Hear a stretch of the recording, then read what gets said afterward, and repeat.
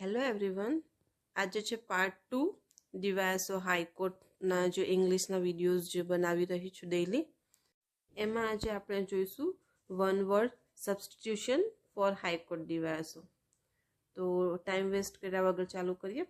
First one છે an exact copy of handwriting or printing.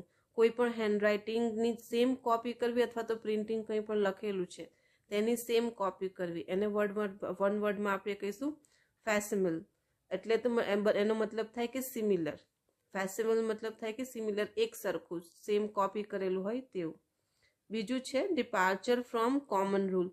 જે mostly જે બધા લોકો રૂલ ફોલો કરતા હોય એનાથી અલગ જ કોઈ વ્યક્તિ હોય, કે ડિપાર્ચર મતલબ એનાથી અલગ થવું. જે કોમન રૂલને ફોલો ના કરે તેને આપણે કહીશું એનોમલી, મતલબ કે અનયુઝ્યુઅલ, જે રેગ્યુલર હોય તેવું નહીં. ત્રીજું છે famous or well known for a negative reason. જેને આપણે કહીએ કે કુખ્યાત, જે ફેમસ તો બહુ છે પણ ખરાબ કામો કરીને અથવા તો નેગેટિવ વાઇબ્સ આપીને કે નેગેટિવ કામો કરીને જે ફેમસ થયા હોય તેને આપણે કહીએ છીએ નોટોરિયસ ઇંગ્લિશમાં, મતલબ કે કુખ્યાત, નોટોરિયસ.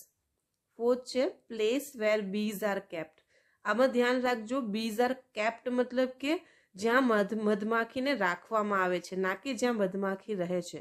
મધમાખી રહે છે તેને આપણે હાઇવ કહીએ છીએ, પણ જ્યાં મધમાખીનો ઉછેર થાય છે ત્યાં બોક્સ જેવું હોય છે અને તેમાં મધમાખીને રાખવામાં આવે છે એને કહેવાય apiary. Apiary. Place where bees are kept મતલબ કે મધમાખી જ્યાં રાખવામાં આવે છે. મધમાખીના મધપુડાને આપણે બી હાઇવ અથવા તો હાઇવ કહીએ, પણ આને કહેવાય એપિયરી. જ્યાં મધમાખીનો ઉછેર થતો હોય ત્યાં એને રાખવામાં આવે છે, એ જગ્યા, એ પ્લેસમાં જે બોક્સીસ હોય છે તે. ફિફ્થ છે a person who can speak multiple languages. હવે જે એક ભાષા બોલી શકે એને પણ અલગ કહેવાય, બે ભાષા બોલી શકતું હોય તે વ્યક્તિને પણ ઇંગ્લિશમાં અલગ કહેવાય. પણ જે વ્યક્તિ મલ્ટિપલ મતલબ 2-3 કરતાં પણ ખૂબ વધારે ભાષા જે બોલી શકતું હોય તેને આપણે કહીશું પોલીગ્લોટ. પોલીગ્લોટ. સિક્સ વન છે a place where public records are preserve.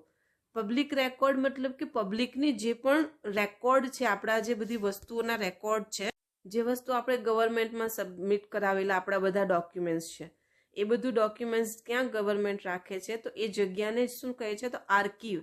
અને આર્ચીવ નહીં કહીએ આપણે, આને શું કહેવાય આર્કીવ. 7 છે something that is no longer in use.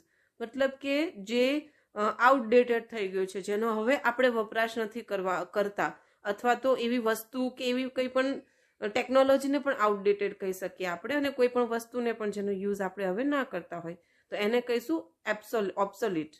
ઓબ્સોલિટ મતલબ કે આઉટડેટેડ અથવા તો જેની મતલબ કે જૂનું થઈ ગયું હોય. 8 છે one who hats institution of marriage. મતલબ જે મેરેજ બ્યુરો કે એ હોય ઇન્સ્ટિટ્યુશન જે મેરેજ કરાવતા હોય એનાથી પણ એને નફરત હોય, અને એવી વ્યક્તિ પણ આપણે કહી શકીએ જેને મેરેજ કરવા ના ગમતા હોય. કોઈ વ્યક્તિ હોય જેને મેરેજથી નફરત હોય એને આપણે કહીશું મિસોગેમિસ્ટ. મિસોગેમિસ્ટ. 9th છે a person who is indifferent to pain and pleasure of life. એવી વ્યક્તિ જેને ના તો જીવનના કોઈ સુખથી ફરક પડે છે કે ના તો દુઃખથી ફરક પડે છે. એના માટે સુખ દુઃખ કંઈ છે જ નહીં, એ એને જ ખ્યાલોમાં કે એનામાં જ મસ્ત છે. ના તો એને દુઃખથી કંઈ ફરક પડે કે ના તો સુખથી કંઈ ફરક પડે. એવા પર્સનને આપણે કહીશું સ્ટોઇક. સ્ટોઇક મતલબ અથવા તો અપથેટિક. ઓકે. આગળ છે a bunch of feathers or hair. વાળનો ગુચ્છો અથવા તો જે ફેધર્સ મતલબ પીછાનો ગુચ્છો આપણે બનાવતા હોય એને.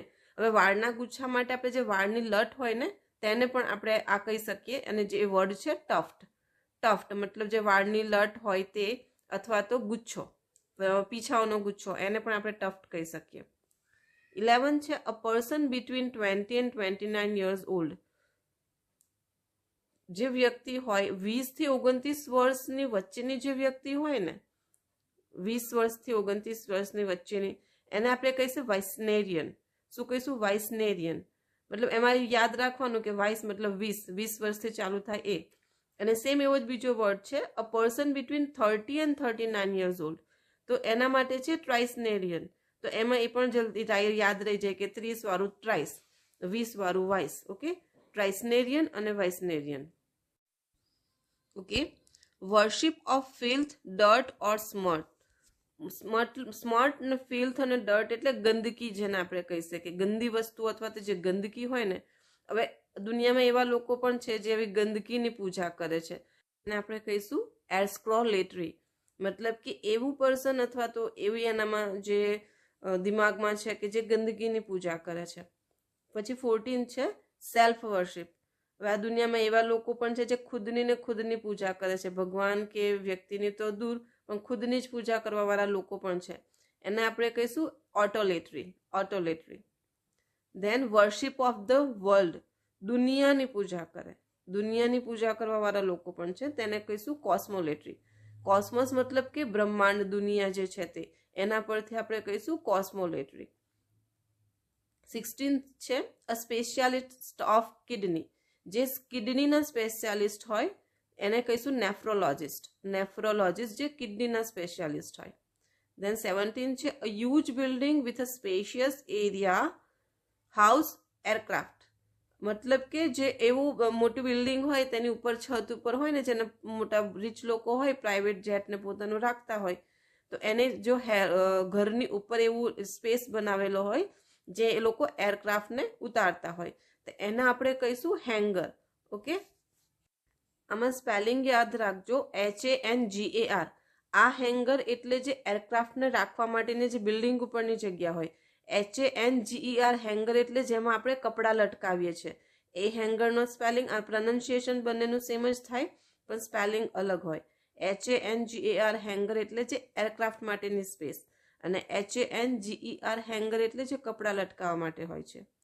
આગળ છે holding on to something as keeping an opinion with determination, મતલબ કે કોઈ પણ જિદ્દી વ્યક્તિ કે બસ એક પોતાની વાત પર અડી જાય કે ભાઈ હું સાચું એટલે સાચું, જે કોઈની પણ વાત ના માને ને પોતાની વાત પર જ જિદ્દ કરીને અડી રહે, એને આપણે કહીશું ટેનેસિયસ. શું કહીશું? ટેનેસિયસ.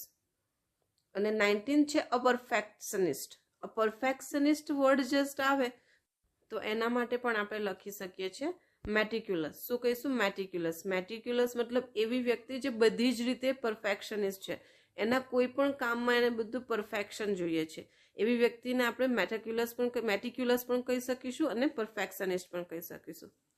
તો હું ડેઈલી આવા વિડીયો બનાવતી રહીશ તમારા માટે. So please like, follow, share and subscribe my channel. Thank you so much.